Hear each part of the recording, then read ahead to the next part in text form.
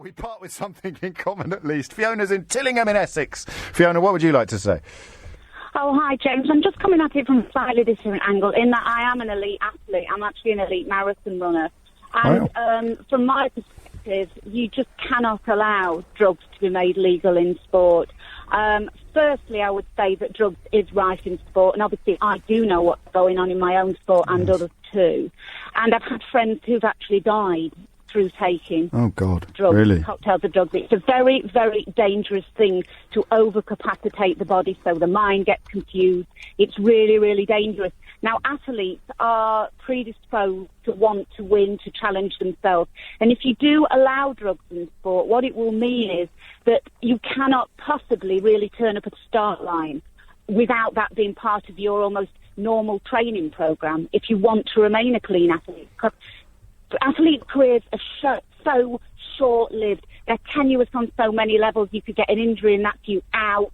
So many things. Managers, coaches can be very, very pushy. If you won't take them, the next person will. And if it's just legalised, there will be a free-for-all. Well, wouldn't it be safer? I mean, just step outside of sport for a minute. Are you Fiona Oakes? Yeah. Okay, so you don't even let meat pass your lips. You're a vegan marathon runner. I am a vegan marathon runner. That's even more impressive. That's about as clean as it's possible to be. Yeah, well, yeah. Sorry, I didn't mean to embarrass you, but you elite marathon runner. All I did was Google Fiona marathon, and you came up. Yeah. How cool is that? Anyway, I digress slightly. Step outside of sport for a minute. Drugs generally are safer when they're regulated, so you're not going to end up doing some of the things. It's very, very difficult to regulate something when I mean, I know what you're saying. You're saying that, for instance, chemotherapy is regulated by doctors for a particular... But someone's always going to push the envelope, aren't they? But the problem is these athletes are pushing... It's very hard to regulate how a body will react when it's being pushed at 100%. Then you're asking it to go to 110%, 120%. I mean, I really, really think it would be extraordinarily and extremely dangerous. And then why would it be more dangerous than it is now? Simply because some people... Because there is, and it's underground, there is a risk attached to taking drugs. If it was just... people would be saying you can take this, it's safe. People, believe you me, the people will be dropping like flies because there would always be those people who will be prepared to take more drugs. Just like Daley Thompson once said, I train twice on Christmas Day in the hopes that if my competitor is training, they're only training once. Yeah. There would be people taking it to the limit, taking it over that limit, and it just wouldn't be acceptable. To me, and I know what people are saying, you want to see the super athlete. You don't want to see the squeaky clean ones like me. If you'd ever come top 20 in the London Marathon and found out... I'm still young. Who have cheated, have beaten you, you've been compared to them. I'm perfectly willing to accept that I'm not really predisposed for marathon running, and there are always going to be legions of people who are better than me because that's what they're physically predisposed to being.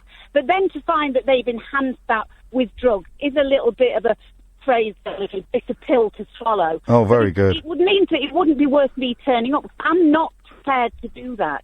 But believe you me, I think that everybody else who wants to at least achieve a professional level would have to do it. It would back those athletes that are professional, that want to stay clean. It would back them into a bit of a corner because there's no way they could be competitive if it was basic. This is the fact. This is the part of your training. You do fartlek training. You do speed work. You do your long runs. Do you know what? I think you're right, and I'm not going to embarrass myself by trying to argue with you. But I think, as a spectator, my position is different from yours, rather than as a part. I agree with that. But just imagine if there'd never been drugs in sport, performances which are clean would have just been as sensational as to you. So but that again, I'm not going to challenge anything you've said. But again, the fact that it is so rife, as you've said yourself, is a large part of the rationale for my suggestion that it should come out of the shadows. So you're right. If you could in any way guarantee that everybody was clean, we wouldn't be having a debate. But given that you can't, and given that athletics is being torn apart by doping and by the fact that it's illegal, the fact that it's against the rules, if you're looking pragmatically for a solution, yeah, that's the sound of someone who's struggling to convince himself, let alone the person on the other end of the phone. From the LBC Travel... 12:53, where's the day gone? And you are listening to James O'Brien on LBC, where one elite athlete has just taken me to school. This is what my internet colleagues, Albert and Adrian and Ollie and Nilo, they're always writing about how we've all done. Ian Dale dismantles Caller, Nick Flory destroys, James O'Brien obliterates. That's what the last caller did to me. Elite athlete obliterates radio presenter. I've got another elite athlete. They're like buses. Richard's in